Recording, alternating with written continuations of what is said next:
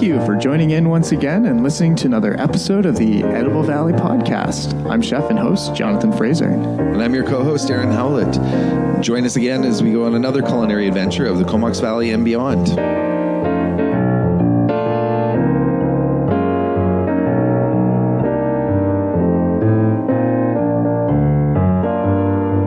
Can sustainable seafood save the Courtenay River salmon? Episode 157.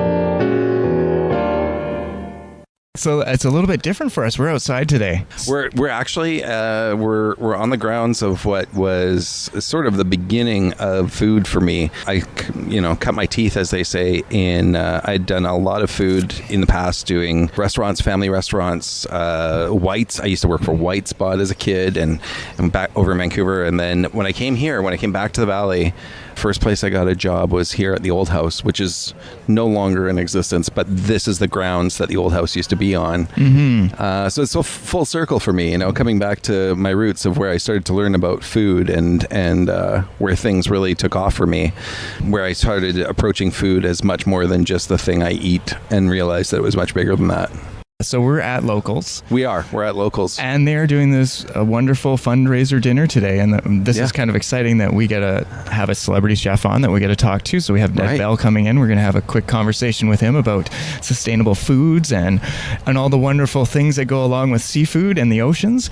And then the whole thing is about the Kus-kus-sum project, the Watershed project here. Right. Project Watershed here in the Comox Valley, which in this particular instance, and talking to what we're looking into today, the Kus-kus-sum is about converting the old field sawmill property, which is what the old house, Locals looks out onto. Right. Converting it back into wetlands and the estuary. Renewing that estuary. Yeah. And I don't think how many people realize how important an estuary and why the Comox Valley is such a successful place is because of the nutrients within this estuary. Absolutely. And as a migration route for birds and salmon for spawning, it's just an integral part of this whole community. It's pretty amazing. And I think we're going to be sitting down with Tim Ennis later on in the day. Yes. And he's going to speak more to that process and what has to happen there and to what end. Looking forward to that. And hopefully we can bug Lesley Stav from the North Vancouver Island Chefs Association, which hopefully you all remember from many previous episodes. We've had her on lots of episodes. She's great. Love Lesley. I hope she has new and exciting things to share with us today. Yeah, I want to just find out why the North Vancouver Island Chefs Association feels it's such an important project. Absolutely. So. And then, of course, as you said, we do have a celebrity chef today. We have Ned Bell. Ned Bell, thank you. Who is someone I have followed throughout my entire career because he's been a couple of years ahead of me. So it's always been a person to sort of look at and see where he's going with food trends. Okay. We're going to find our first interviewee and we'll be right back. Yeah. Okay, and now Tim has managed to pull himself away from what's going on today. Welcome, Tim Ennis. Thank you. Let's just get right into it. What is this whole project about? This whole project is about restoring the Comox estuary. Right. Estuaries are, of course, where rivers meet the sea, and they're places that continue to be really important to our societies for a variety of reasons. But as our society kind of evolves, we no longer really need the industrial uses that would have at one time been really important economically in the estuary. Right. So we're looking across the river right now at an abandoned industrial sawmill site. Mm-hmm. It's been abandoned since 2008, basically, and it's been sitting there vacant. So we see this as an opportunity, really, to begin to bring some life back into the estuary again from the perspective of fish, of course, but also other wildlife as well. The term that's been thrown around that I heard a bit was we're going to unpave. So what exactly is going to happen, or what is intentionally going to happen, or what's the idea? Sure. Well, we look to our neighbors to the north at Campbell River, where I've been involved with restoring 3 sawmill sites in the estuary of Campbell River, very much like this one. So we know that this can be done, and we know how to do it. But essentially what we have here is a metal wall right along the foreshore of the river. First things first, we'll be removing that metal wall and the pilings in behind it, breaking up the concrete that is surfacing the lot at the moment, which is where the unpaved notion comes from. Right. And then basically resculpting the shape of the land with heavy machinery to get the elevations and contours back to what they would have naturally been like before the industrial development took place there. And then essentially adding a layer of topsoil or some growth medium there, and then replanting it with the native species of sedges and rushes and shrubs and trees that you would expect to occur in a natural estuary. And we're lucky because we have a perfect model of what it will look like immediately downstream in an area called Hollyhock Marsh. So that's what we will call our reference ecosystem. Interesting. And so we'll be able to really improve on what's already there for fish by eliminating some of the problems that cause adult fish to die before they can return to spawn, as well as saving the lives, if you will, of thousands and thousands and thousands of out-migrating smolts, both of which are annihilated by seals as they try to pass through this bottleneck in the river. They would have at one time had side channels to go around to help them avoid the predation, but given the metal wall and things, they just get picked off really easily by the seals. They really just have that opportunity. They have to run the gauntlet basically to get to protection. With the new channels, they'll have little places they'll be able to try to evade predation and sort of sneak around. So even just taking out that wall alone is going to have a really tremendous benefit, let alone the fact that we're going to be adding a whole bunch of natural habitat for them to feed before they go either up or downstream. I mean, that's obviously a desired outcome, letting the fish or the salmon have their place to spawn, getting back to a more natural way or method. But there's also more that we can benefit. We've learned from what we do just that there's a lot of people out there that maybe don't care so much about the nature aspect. I mean, aside from going back and beautifying the area, there's also the possibility, from what I understand, that this will alleviate the constant flooding that Courtenay seems to see all the time as well by returning back to a natural estuary. That's correct. Yeah, any floodplain is called a floodplain, right? Because flood water has an opportunity to spread out and then slowly trickle back into the river once the flood event is passed. But what we've done here is we've channelized the river and put these big metal walls up. So when we have these big flood events, there's nowhere for that water to escape to in a desirable fashion anyway. And so it finds another low point where it can spill over the banks. And that, in the city of Courtenay's context, happens to be what we call the Puntledge Business District. So the area around Lewis Park and Valley Village and whatnot. Or as most of us call it in the winter, Lewis Lake, right? Lewis Lake, yeah. There you go, Lewis Lake, indeed. And so by achieving the restoration goals that we have in mind here, we will be providing additional floodplain opportunities for that water to spread out. And I don't think it will be enough to completely eliminate that problem, but it will certainly help. It moves back towards it, though. Yeah. So some events that are close to being extensive, we might be able to eliminate. Other events that will be really big flood events, we'll be able to lessen the impacts through this project. We'll need to do more of the same to really resolve the problem completely. But it makes no sense to build on that site and lose that opportunity altogether. And so our partners, this project, I should mention, is being done not just by Project Watershed, but we have really, really important partnerships with the city of Courtenay, as well as the Comox First Nation in making this come true. So everybody from those three groups is working really hard to try and see this come to fruition. Which is also where the territory or the area gets its name, the Kus-kus-sum. I just found out that it refers mostly to tree burial. That's correct. And as an ancient, or maybe not so ancient, but as a burial site in the past of the Comox band. That's right. There are a couple of stories about that particular property that have come to my attention. One is that there was a village site right here where we're sitting right now. Oh, interesting. And so the land across the water on the Kus-kus-sum site was used as a burial area. They didn't bury their people in the ground, but rather in mortuary boxes up in trees. Interesting. So that was how that property was used. But some other historical references I've read recently refer to how important it was as a spearfishing site as well. Interesting. For where people would harvest fish for their tables, for eons. Well, I always find how shocking it is how much destruction we've done to this river, yet it's still surviving at the state it is. Like we had all species of salmon in here. We've lost the sockeye salmon, unfortunately, but we still have like, coho and chum and all those. But it'd just be nice to give back to the river that's kind of supported us for this entire time. Well, and that's one of the things that makes our life easy here as restoration ecologists, is that when we're restoring estuaries are the most productive ecosystems along the whole west coast of North America, if not the world. So if we give them a chance, they respond really positively, and it makes our job easier. It's not like trying to recreate an old growth forest that you've cut down. Of course, that can take millennia to achieve.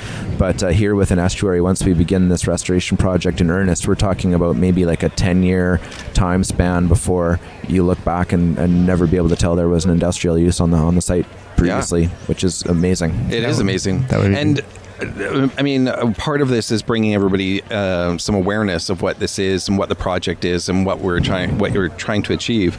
But the next part, I would suspect, is equally important. What now can people do to help this along? Sure. The average listener, what can they do to get this going? Well, just being a member of this community, for years, I often hear people say, when are they going to do something about that property down there? When are they going to do something about it? When is somebody going to put something there that's better? Well, they and somebody are you and me. Yes. And so we have started this campaign to acquire and restore the site, but there's an ambitious fundraising goal of $6.5 million required to get this job done, which is on a par with what it costs in other examples where this kind of thing has been done. And of course, we're going to be looking to large funders like the federal government or provincial government and other groups like that to chip in for the majority of the funding. But if we can demonstrate that this community is willing to put up, $500,000 or more of our hard-earned dollars towards the project, that really motivates some of these other larger donors to come to the table. It shows that there's a really strong community support here. Exactly. Because no one wants to put money into a project that is maybe not supported locally. Exactly, yeah. And so that's the most important thing that local people can do right now, is to step forward with a gift of whatever is feasible for them, to really send that signal to everybody out there in the world that's going to come and look at this project, that this community supports this project. And so you can be part of when are they going to fix it? Well, that's all of our jobs. Exactly, yeah. I don't think a lot of people realize that. They just assume that the government, again, the air quotes, the government is going to just drop some money. The money doesn't come unless they see that there's public support, and public support generally comes from... Absolutely. Yeah, you got it. That's fantastic. So we're going to have all the particulars for how people can reach Project Watershed and where they can send contributions or where they can get involved. Is there anything else that they need to know? Yeah, I think for the most part, if you find yourself on www.projectwatershed.ca, you'll be able to take it away from there. All right. Thanks for the opportunity. Thanks so much, Tim. Yeah. Thanks. All right, before we sit down and talk with Chef Ned Bell, I'd like to thank some of the sponsors for helping put on this event. We have Locals Restaurant, North Vancouver Island Chefs Association, the BC Shellfish Growers, Max Oysters, Old House Hotel and Suites, Coastal Pacific, Ginger Heart, Sablefish, Northern Divine, Hester Creek, Island Scallops, OceanWise, and of course, Project Watershed. Thank you for helping make this event take place. Thanks for coming out. We appreciate this, especially promoting our community here. I know you're a huge advocate for sustainable fisheries, and so it's just great that you took the time to come over here and help promote this watershed. Yeah, well, of course. I mean, as the Exec Chef of OceanWise, all the work that I do is around education and advocacy, and I was born in the Okanagan, but raised here on the island. So it's always nice to come home and be able to share my knowledge and my expertise, so to speak. Really, my passion, I guess, for healthy lakes, oceans, and rivers across the country. And that's really fantastic. Great to do it in our own backyard. It's amazing that you come out and do this stuff. And you've had quite a cooking career. I've kind of followed your career through the years because I think I'm a few years younger. And I saw you coming up through the ranks and all the things like helping create the food scene in Vancouver, and all cooking programs, and definitely your OceanWise, what you've been doing there. It's been pretty amazing. I've been pretty lucky. Yeah. We've done some amazing things. I couldn't say it's just luck, but well, I mean, as a chef, I'm already one of the lucky ones because I get to do what I love every day. Yeah. The journey of chefs is not always an easy one, right? So you start at the bottom and you work your way up, and I was very, very fortunate to have some incredible mentors early on in my career, and did my apprenticeship with a chef by the name of Michel Jacob from Le Crocodile, and at the time Rob Feeney was his sous chef, and then we opened Lumiere in '95, and really that foundation, the first 7 years of my career, was just something that no one can ever take away from me. Not only the classical training, but really, rooted in the Fraser Valley, rooted in Vancouver, rooted in British Columbia, and so fortunate to have at our fingertips these extraordinary things, whether it's Chilliwack corn, whether it's Okanagan peaches and cherries, whether it's seafood from here in the Courtenay Comox Valley. I mean, it's a pretty special place to be, and I've been lucky enough to travel the world now, and I like coming home. It's always a good place to be. That's that's always been my motto. Is I just love, I'm a Comox Valley boy, so I just love this area because of the food. But yeah, the whole province, where the food comes from here, you get just some amazing flavors, and I don't think it's really been given out to the world to see what we have here to offer. Well, we're Canadian, right? We we have a sort of. We're humble in our journeys, and we I think as British Columbians and as Canadians, we know what we have, and we need to protect it. We need to do the best job that we possibly can, and quite honestly dive as deep as we can into those conversations, and supporting our First Nations, and supporting our our communities where the ecosystem needs us to pay attention. Right. The species, whether it's fish that we're going to be consuming, whether we're capturing or harvesting, or whether we're growing, the cultivation of shellfish, etc., and responsible fish farming.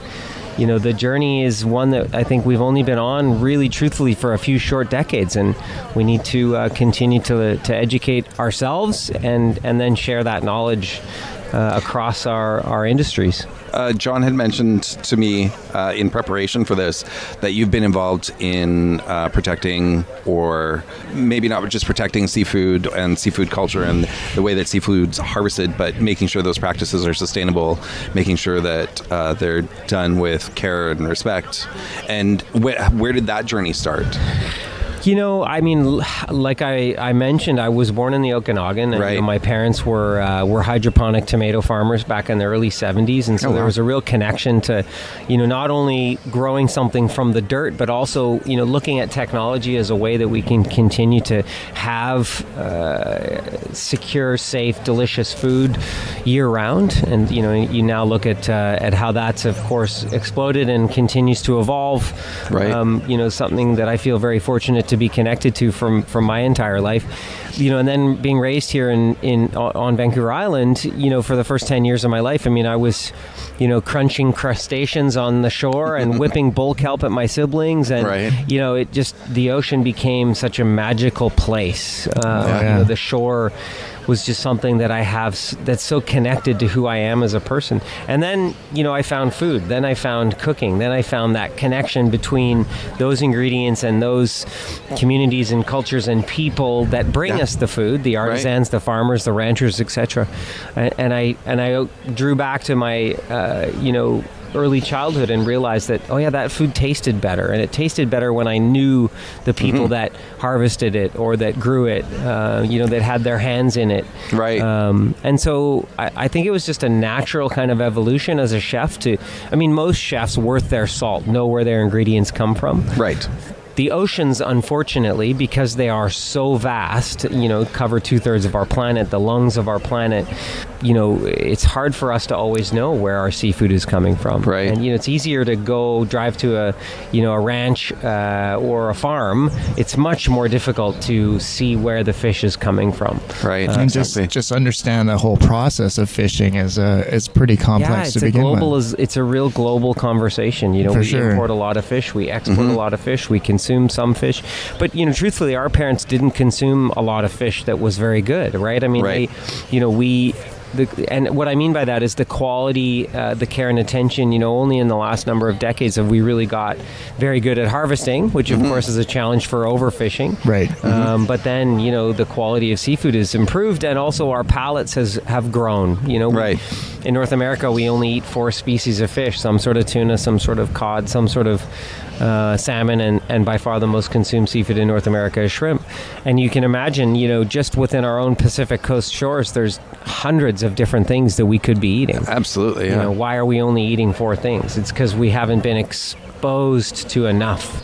Well, this is a great segue to go into your cookbook that you've just released, right? Or it's been out for a little bit. Yeah, it's been out since October. It's called Lure. Yes. I want to lure people into the conversations of sustainable seafood and healthy lakes, oceans, and rivers. I actually rode my bike across Canada in the summer of 2014. I was going to bring that too, yeah. And did a test ride here on Vancouver Island in the summer of 2013, and announced my ride across Canada, almost 5 years ago now. I guess almost exactly 5 years ago. I seem to remember making you breakfast when you were in town one of those times. Very cool. Well, thank you very much. You fueled the journey. The book was really a dream. I guess after the ride across Canada, we did 24 events with some of the best chefs in the country, and really was to raise awareness for healthy lakes, oceans, and rivers across Canada. The provinces and territories that we're so fortunate to call home in this country. But, of course, what we all know is that the First Nations peoples have been here for 12,000 years. We've only been here for, a few hundred. Yeah. And, they've been conscious consumers and living ocean-wise lives and being stewards of this ecosystem long before we came here, and quite honestly screwed it all up.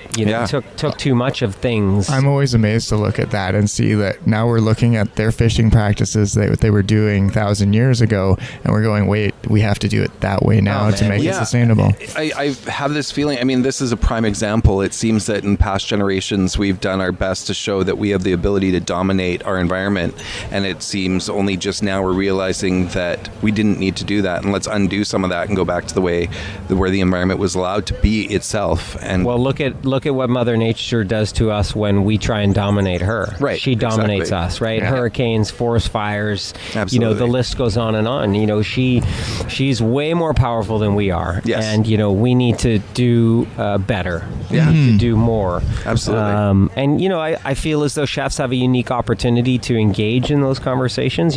Food is the one thing that connects every human. The cookbook is really to get people eating more seafood at home. It's not a book for chefs. It's a book for consumers, because there's an intimidation to cooking seafood too, right? It's like, I don't know how to cook that. Oh gosh, it's got a head and eyes. And it's too small. It's too big. It's too whatever. I don't recognize it, so I'm just going to choose chicken. You know what I mean? John, again, we went through it really briefly, quite briskly, a few minutes before all of this. The fact that there's sea greens as a focus in it, I think that's amazing. I cannot wait to get my hands into the book and look through this. Are you having lunch today? I don't know. Well, the reason why I ask is that seaweed is a prominent ingredient in the dessert. I actually make a weed brownie, but it's made with seaweed, which is kind of fun. Wow. But yeah, 10,000 edible plants in the ocean, right? Sea greens, sea lettuces, seaweeds. One of my favorites. Sea asparagus. Yeah, sea asparagus, right? Just on the shore, probably just right over here somewhere. Yeah. Most people don't think about the ocean as giving us plants, right? Right. Mainly because they just don't see it. And so we live on the coast here in BC, on this, the South Coast or Vancouver Island. Right. But a lot of Canadians don't ever see the ocean, right? Yeah. So what does a lake and river mean to them? And everything that is connected through those waterways impacts not only our ecosystem, but the species that we consume. And so, healthy lakes, oceans, and rivers, and specifically oceans, I just don't know that there's a more important conversation than the health of our world's oceans. Yeah, I think that's it gives it, as the lungs of our planet, it gives us all the weather that we need to grow anything. Know? So how could we possibly think that our First Nations friends have been doing anything but dive as deep as they can? Like, it is I don't even want to say it's humorous. It's kind of, quite honestly, sad that we just thought we could come here and dominate and like show people or, you know, Mother Nature that we knew better. And clearly we were very, very wrong. Right. And, you know, it's going to take us another 100 years, if not longer, to fix our mistakes. And we've done such significant damage in a few hundred years, you know. Right. It's amazing the work that we're doing here today with Project Watershed or with OceanWise, that we recommend best choice small scale Canadian fisheries across the country. It's not for tomorrow and next year. It's for 100 years from now. Mm-hmm. Like, truthfully, this is not for my lifetime. This is just the impact that I can have now. You know, I have 3 sons. I want to make sure that they still get to eat wild salmon. Yeah. You know, wild capture fisheries and wild fish is not our right. Mother Nature allows us to eat this fish. You know, like. Well, I mean, that's half the growth of the forest around us are from that fish. It's that whole circle of, like, I love the fact that you can tell how well salmon run is by looking back at the tree rings along the estuary sides. Absolutely. And you can be like, okay, it was a good run 100 years ago because the tree grew this much more. Well, look at the, you know, recent announcement over the last few days of, you know, the chinook salmon. They are reducing the fishery slightly on the north coast because of the orca, right? The orca eat chinook salmon. The First Nations people say, you know, orca, eagles, bears, trees, humans, it's one cycle. Right. And we potentially are made up of, they say, 80% salmon because we're made up of water, you know, like we just happen to be here for a very short period of time. And, you know, I like to eat delicious things, and I want to make sure that I'm aware of where those things are coming from and how I'm not impacting the ecosystem that I call home in a negative way. Fantastic. My dad always said it's always better to leave something better than how you found it. Absolutely. Sort of the hunting or the camping principle. Always leave your campsite better than when you found it. Well, we know this, but it's a whole other level, you know, and this is why today's so impressive, is to see a sold-out event, you know, on a Saturday, you know, early spring here in the Courtenay Comox Valley, you know, of people that are engaged. You know, people care. You just need to give them a reason. And, you know, unfortunately, we are creatures of habit, and we're a little bit, you know, I don't want to say that humans are lazy, but we are a bit lazy, and, you know, we forget that great things come from effort, right? Whether it's writing a book, a podcast, you know, trying to do some great environmental stewardship, it takes effort, and you know, it's like parenting, right? It doesn't just happen. You got to work at it. Yeah, for sure. Well, speaking to that, I'm sure you may have, you know, reached at least a few people that out of our listeners here that might want to know more about the things you're involved in. Any way that they can find out some more? Yeah, absolutely. Well, you know, obviously any of the social media platforms at Ned Bell, which is my first and last name, and then of course ocean.org, which is our OceanWise you know, initiative based at the Vancouver Aquarium. We're a national organization with almost 1,000 partners. We started with 16 in 2005, and you know, I think people have to remember, the sustainable seafood movement is only about 2 decades old globally. That's nothing. That's incredible. That's nothing. And so, you know, if we can continue to dig and dive as deep as we possibly can, we can impact change. And Project Watershed is a good example of that. Well, I must admit, over my career, I've seen, you know, chefs are starting to take that initiative and being like, hey, you know what, like, we need to take care of these things, and we need to showcase people what they can do with the other things in that ocean that aren't going to hurt it. So, and I'd be remiss to not ask where we can find your cookbook.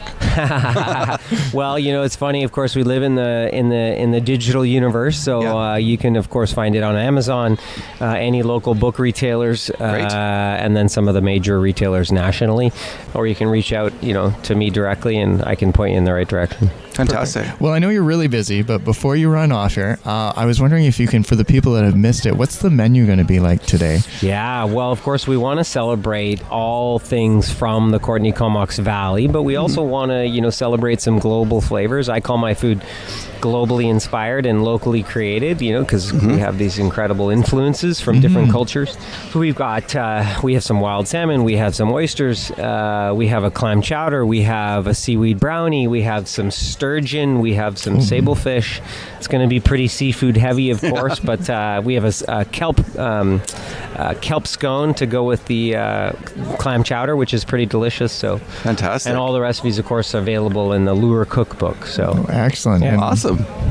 Well, thanks for sitting with us today. Yeah, my pleasure. Yeah, have a great day, guys. Well. Thanks for being here. You too. Thank you for coming out and doing this. Beautiful day. This is a pretty good office. Thanks. All right, we're back with another guest, a former guest who been on many a time now, I think. Yeah, I think two or three times on many different subjects. Multiple hats. Yes. Lesley Stav is back with us here. Thank you. Thanks for coming in and chatting us, and thank you for helping put this event together. Like, this has been pretty amazing, and you look like you're exhausted because you've been running back and forth. And I didn't work out today. There's a reason. Yeah, you don't need to. Back and forth, up and down, all over. Yeah. No, it was an easy event in that once we saw all the pieces, it was really easy to pull together because everybody wanted to see it happen.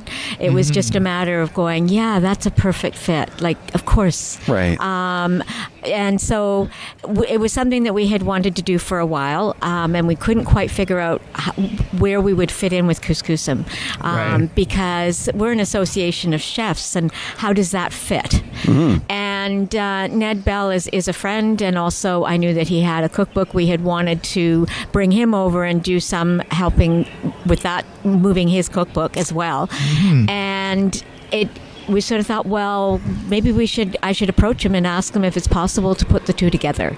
And he was all over it. He went, absolutely. He says, that is really, really perfect fit. And then the third piece was Trish and Ronald have been instrumental and involved in the Project Watershed pretty much right from the beginning. Mm-hmm. So they were, to have it here just made sense. We can actually look at it, and it becomes much more real to people. Yeah, Perfect. Well, it's such an amazing spot, and I always laugh back in the days when this was the old house, and you had this amazing restaurant with like just an astounding name for itself, and beautiful yards and gardens around it, but it looked over this mill, and all you could hear eating your dinner on the patio was a clunk. It was. I worked there for years, and it was at times just unbearably loud, and it was just so disruptive to what you were trying to create. And so to now sit down here, and it's grown up a little bit more, I think, than what it used to be. But yeah, you can still see the wall, or the retaining wall, the retaining wall, or the salmon killer, as I think they like to refer to it as, which nasty. Something I didn't even realize that. Yeah, they have nowhere to go. They have no protection. So I didn't realize that either until just the other day. It was sort of again looking at it from somebody else's eyes. Yeah, and I mean, I found that I've learned a lot in just researching for this episode, the little research that I've done, and then talking to all the experts that are here, which has been fantastic. But yeah, tying it back to food, it just seems like a no-brainer.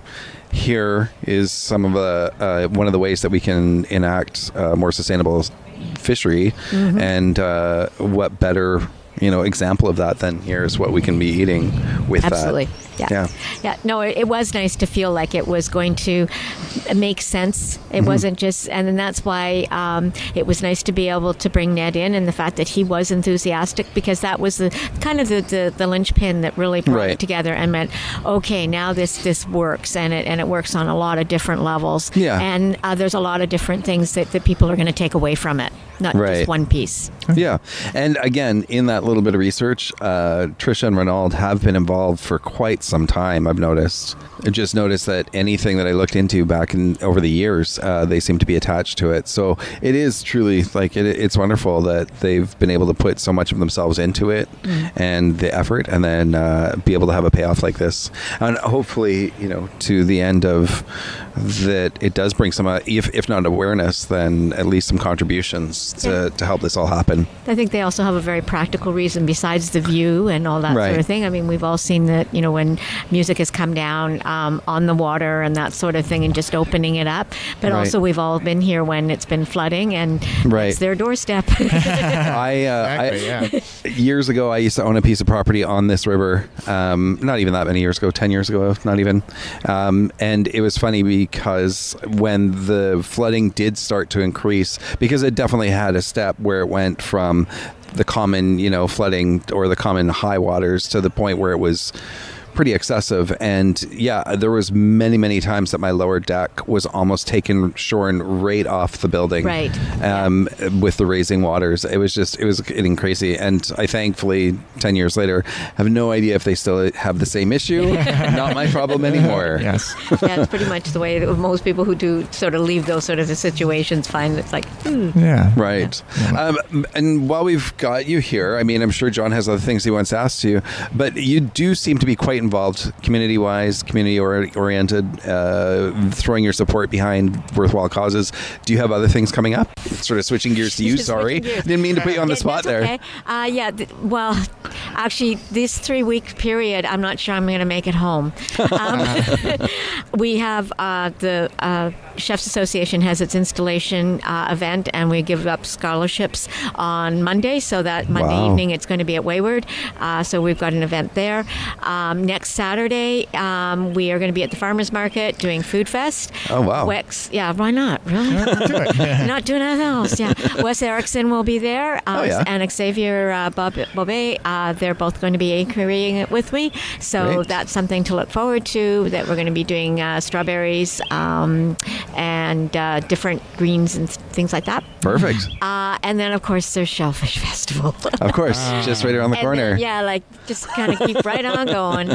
I am going to be involved with the Chef Showdown at 40 Knots. I'm the MC for the food side. Hey, I'm one of the chefs. I know. So, so John wins. I'm calling it now. How much money? Really. And then I do attend the Shelf Seafood Conference as well. Right. Because as an organization, we feel that it's important that we have a presence there, and that we can glean information about what's going on and how relevant it is to chefs in the valley. Right. So that sometimes it's the bigger picture that needs to be brought in. Yeah. Then we have on the Wednesday, which I think we will be prepping the halibut for I don't know if it's called the Celebration by the Sea on Comox for the weekend. Right. I'll probably be at the Shellfish Growers Gala dinner, not as a guest. I have a protege that is coming back. We'll be doing one of the stations. She's part of Team BC. She came up through Lake Trail and Highland. Tina Tang is coming to town, so we're really excited about that. And so that's on Friday night, and on Saturday and Sunday we will have our annual halibut at the Philberg Lodge, as well as other food vendors. My goodness. You noticed she pointed at me. Looking for a fryer. That I will be frying some halibut there myself. So. Yeah. Wow, that sounds like a jam-packed schedule. Yeah. Pretty much. Yeah. No. But this is exactly why we do the podcast, is to be aware of what's going on with food, where it's happening, and are any of those events open to the public, or? Well, the Philberg Lodge, the one at is open basically. Perfect. And it's an awesome event, even though it quite often rains. And people still line up. It's amazing. It's almost food. a guarantee it's going to rain. Yeah, it's lots of interaction. There's lots of really cool people there. If you're a foodie of any stripe, you want to be there. Interesting. Really, that's one. The gala tickets are pretty much sold out. They sell out sometime in April usually. They usually sell out the day they put them up for sale. And it's a very popular event. The 40 Knots, I believe, is still accepting. I think there's a few tickets, but I would definitely rush to get at those because and I've done that. I've been at it for last year, and last year I emceed, and the year before I volunteered and I helped the chefs, and it's kind of a little different. Right. It's much more intimate. It's kind of cool. It's a neat event. Well, I think Darren's going to help cook this year actually too. Yeah, I'm going to actually be involved in one of these instead of just talking about them. He's going to put a chef's jacket on and let me listen to me yell at him. So Great. He's actually doing part of one of my dishes, so I'm putting that all on him. So because he's it's awesome. Yeah. So is it? Yeah. I'm just going, oh man. Right. Yeah. The other thing that we have this year is the culinary students from North Island College are much more involved on the both the gala dinner and also on the Saturday and the Sunday. Oh yeah. Which is really nice. It's good exposure for them. Right. And it's nice for us, because last year we were pretty good for volunteers, and what it meant was that not only did you work and do things, but you actually could go and see what else is going on. You weren't just tied to the fryer, and that makes a huge difference. That's a huge, really huge difference. Yep. So, Yep. Great. And actually, just as an aside, on the same week actually is our national conference, and a lot of people are going to be Ned Bell will be there for the Honor Society on Sunday and Monday, and then he's flying here. I deferred. I said I can only be in one place at one time. Right. I haven't figured that one out yet. But a lot of people are splitting, and the national conference is in PEI. It's like we're close. So. Wow. Other sides of the very challenging of the country. So, a lot of chefs are going to be running around circles. Well, thanks for bringing us up to speed. Yeah, no, that was great. You're and welcome. Any final things you want to say about this, the Project Watershed and the Kus-kus? I'm just really glad to see it happening, and the fact that the community is getting so much behind it. Yeah. It's not just us. It's a lot of different areas, a lot of different walks, and that's actually when something is really special. Yeah, well, I think that we touched on that earlier too. Was before you were sitting down with us with previous guests, was just that if you're not behind it for the ecological concern, or if you're not behind it for the beautification, or you're not behind it because of the fact that it'll reduce flooding, like there's so many different ways that you can approach how beneficial this is to what's going on. Absolutely. So, yeah. And I think that's what's neat about it. And I think that's also ultimately what's going to make it successful. Well, I honestly just think it's going to change this community and give us an area, something to be proud of. Like maybe not now, but like 10, 20 years from now, everyone's going to be like, this is our estuary. Yeah. And we can showcase it as a milestone of what we can create together. So. And that's awesome. Yeah, for sure. Cool. Great. Well, thanks so much, Lesley. Welcome. I think I have some more guests to herd. Thank you so much. And you're welcome. Anytime. We'll have you on again at some point, I imagine. So. I'm sure. Perfect. Okay, thanks. All right, thank you. Okay, so we're back here again, and we're just going to sit down and sort of find out how this whole luncheon took place. Great. And with us now is one of the guests of the lunch, Vanessa Scott, who's also involved in the goings-on and happenings, but we'll get to that in a little bit. Maybe you can go over how the meal went. For sure. Thank you. I really enjoyed the meal. I know there was a lot of chatter around my table that it was one of the best meals that people had had for such a large group. So we had 60 people there, and I was very, very impressed with every course. But what really stood out to me was the entree.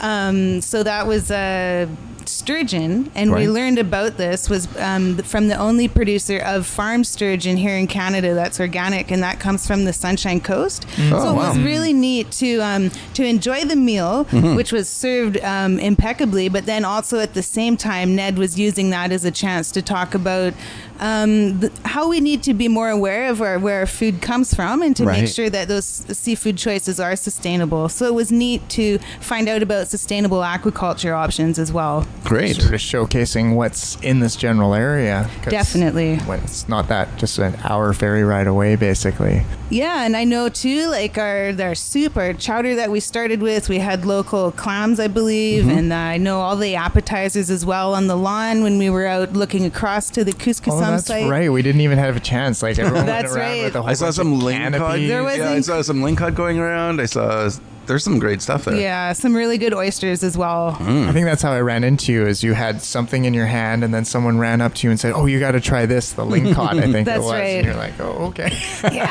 Yeah. It was Perfect. a real gourmet treat for sure. Excellent. So that was overall, you were very impressed with the meal. And I was just trying to remember, Ned was saying something about the dessert. That's right. Yes. So this was a seaweed brownie. Yeah. So that was delicious. And Fantastic. it was neat to learn that there's 10,000 different types of edible plants in the ocean. Right. And I know that they're full of minerals and how healthy seaweed is for us. So maybe that made that decadent chocolate brownie just a little bit healthier as well. Just adding that extra oomph to it. Yeah. No, I've always been impressed with like seaweed. I think is one of the most underrated vegetables, I guess we can call it out there, because I mean, most people are terrified to work with it and honestly think it's kind of gross, but I mean, you can get some amazing flavors and do some wonderful things with it. Absolutely. So. I mean, exactly. The seaweed is treated more or less like weeds, right? People have a general disdain and not really any comprehension. There's a lot in seaweed, a lot that can be done, and I can only foresee a lot more going to develop down the road with harvesting seaweed as we look more towards our oceans. Well, my favorite part of the dessert was that the salted caramel ice cream, I think, had some seaweed in it for umami. Oh, yeah. So that made it taste just wonderful. Nice. Fantastic. I gotta put that down on my list. Yeah, just a secret trick. Ice cream future things to do. Okay, well, I mean, it was a fabulous meal, and we could probably sit and talk about this all day. But we should also talk about your involvement with the estuary and with the Kus-kus-sum and what's going on with that. So absolutely, and so I was really excited when we had this opportunity to partner with the Chefs Association and bring into our community here one of Canada's top chefs, and also a chef who's really dedicated the last several years of his life to building a network across Canada of people who are speaking out for sustainable seafood. So I think it was really exciting that we could host him here on the banks of the Courtenay River and use this as an opportunity to really carry forward that conversation about how our food choices, about how we treat our coasts and our rivers are all connected. So for me as a volunteer with Project Watershed, what I'm wanting to do is help raise the profile of the Kus-kus-sum story, because we still need to actually fundraise money to make sure that we can purchase and fully restore the site. And so this is this event really brought together the whole community, and for the first time we put food into the story as well. And so sustainable seafood, returning the health to the Courtenay River is very important. I was struck that Ned pointed out that this is one of the top chinook estuaries on the coast of BC. And so of course orcas eat chinook as well as we humans who enjoy them. So it's really great to see tangible steps where we can turn the health around. Yeah. Well, it's all creating that balance, and I think the estuary has lost that balance because it's missing a section of it that can provide life, and can provide nutrients and safety for a lot of the creatures trying to use it. Definitely the salmon is a huge one, but also the birds and all that. So yeah, it's really great to have that connection. Not only does it feed the animals, but it feeds us in the same. And sorry, Ned also made a really interesting point about there's being a third ocean above us that we also need to care about, and so that's our climate and our air. And so one of the reasons that the city of Courtenay is also a partner in this project is because this bottleneck where we have all these man-made structures in the river has actually created flood risk as well. So when we look at things like a changing climate, more extreme weather, and rising sea levels, this is also one of the smartest things we can do to try and protect our roads and prevent future states of emergency from flooding. So this is a great way as well to let nature help us avoid those things. Ned seemed really committed to using his role to start conversations, and that connection between if you can get someone to enjoy the food that you're serving them, then you can really engage them in more dialogue, right? And so that was a bit of a captivated audience. And I was, I know around our table we talked a lot about how we were struck that Ned pointed out, having grown up on the East Coast and seen the collapse of the cod fishery, I was struck that he made the connection that we could be pushing our wild West Coast salmon to extinct, to the brink of collapse through over harvesting. And so I really was impressed that he used the opportunity to raise awareness that there's many things that we need to do to protect our environment. Yeah. I find too a lot of people off the coast don't even understand the coast, and they don't understand seafood. And I find a lot of people on the coast don't, and they miss out too. You get that very much disconnect unless you've been down on the river or you've been to the ocean and actually seen it. I'm always shocked. The one time I was down at the Puntledge, I got to tell this story. Sure. And it was during the salmon run. and I'm throwing 2 German tourists under the bus here, but they literally were walking along and they saw all the dead fish on the side of the river, and I was like, nothing. Then they come running up to me like, oh my God, what's wrong with your river? Like, why are all the fish dying? Is there something wrong? And I'm like, they're salmon. It's part of their cycle. And they were like, but they're dying. I'm like, and I had to explain to them the whole how they're born in the river, they swim down, they spend their time in the ocean, they come up here, they spawn, and then they die. And they were shocked by that whole experience. But I was like, it's a really simple thing. It's a very simple circle. It is. And it's so easy for us to get in the way of that circle. That's for evidence. sure. Yeah, for sure. And I always think too, when we see the salmon like returning to their home to spawn, and then they actually are also nourishing the forests, and so all of those dead bodies are also fertilizing the trees, the other animals as well. I think Ned said that he had heard someone say that because we're 80% water, well, we might as well say we're 80% salmon here on the coast. Well, I'm just thinking about all those berries you pick along the shoreline through the years. Like, I mean, I love salmon berries, and I mean, I think it's a pretty distinct thing just to this area, but they're beautiful. But they're a very short period, and they're all along the rivers. And I know it's like not even 2 weeks. I have a quick question. How long has this effort been going, and B, how far into it do you foresee that we are in getting things to turn around? Great. I think we're at a really critical, maybe like halfway point here. Oh, yeah. But the truth is that there's been people who've been holding this vision to see that site restored for a long, long time. So many years of people wanting to see something done with the site. But Project Watershed really grabbed the reins, and it was so a couple of years of negotiation, and then it was last fall, it was publicly announced that we were undertaking this big public effort to raise awareness and raise funds.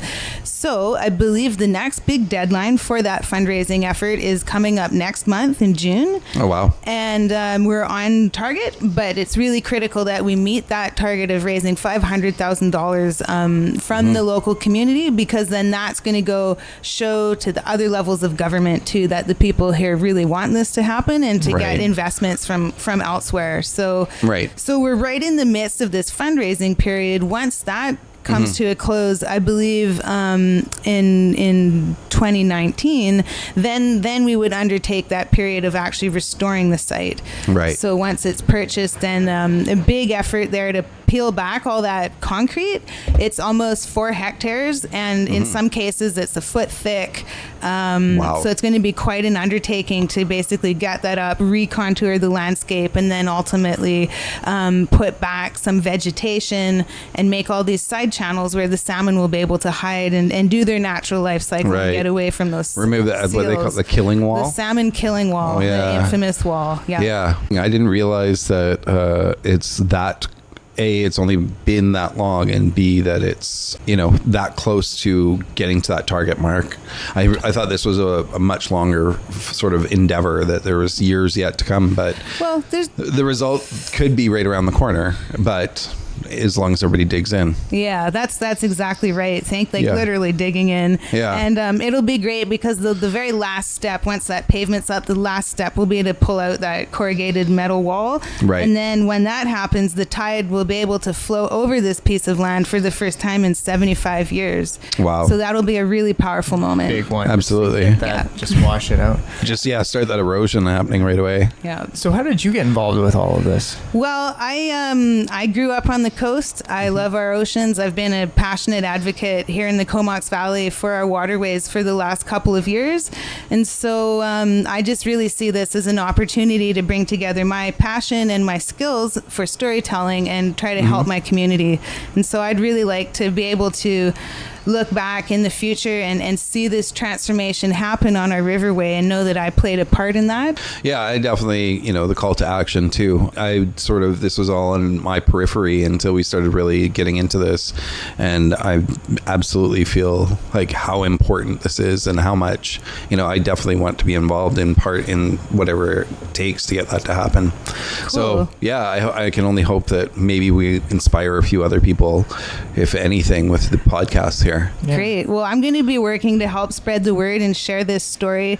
And I'm quite convinced that this is a case study that other places in BC can learn from. Right. A lot of our communities were settled along rivers, and we have a lot of opportunity to go back now in this time period and maybe make changes like this. Yeah. But moreover, I've spoken with people at Simon Fraser University and other places that do this kind of habitat restoration work. And it really stands out across Canada, actually, for what we're doing here. So the Comox Valley should be really proud for what we have on our hands and what we're coming together to accomplish. We're really showing the way for the future. Now, I'm not going to put you on the spot. Do you know any of the links for people if they're interested in getting more involved? Or Absolutely. Well, I think the number one thing, you can go to projectwatershed.ca. On there, you'll see all the links. You can also go to kus-kus-sum.ca, which would just take you to the exact same site. Right. On that site, you can make donations. And one of the things you can do is purchase different parts of the estuary. So you can purchase some like lower salt marsh grasses for a certain price. And so that's one fun way to support it. But for people living here in the Comox Valley as well, we're always excited to have volunteers, people coming out for community events. Right. So there's many ways for folks to get involved. And I know it's available both for businesses to get involved as well as the personal level if you want to do it your own self. Like, it's just a great opportunity to help, reshape our community, I think, into a healthier, more beneficial. I don't think anyone will lose out by having a beautiful riverside walkway where we can all come and learn about our community and share in the true beauty of this place, which is incredible. Right. And you had said, too, that you were going to be involved or writing articles or what have you. Where can anybody that wants to hear a little bit more of what you have to say, where can they find that? Well, right now, I would just say to keep your eyes on the local papers. And yeah, there's been an interest in the Kus-kus-sum story from lots of different levels, but I'd say that story is just starting to reach the stage where it's getting out beyond the Comox Valley. So please stay tuned for the full answer to that question. Perfect. All right. Well, we will. Thanks so much for joining us. Yeah, thank you. It's been a pleasure, and hopefully we'll get this up really soon, and everyone can have a listen and hopefully join in and share their support for this beautiful area and help develop the Kus-kus-sum. Great. Thank you very much for the opportunity. And once again, remember, keep it fresh, keep it flavorful, and keep it fun. Thanks for listening to the Edible Valley Podcast.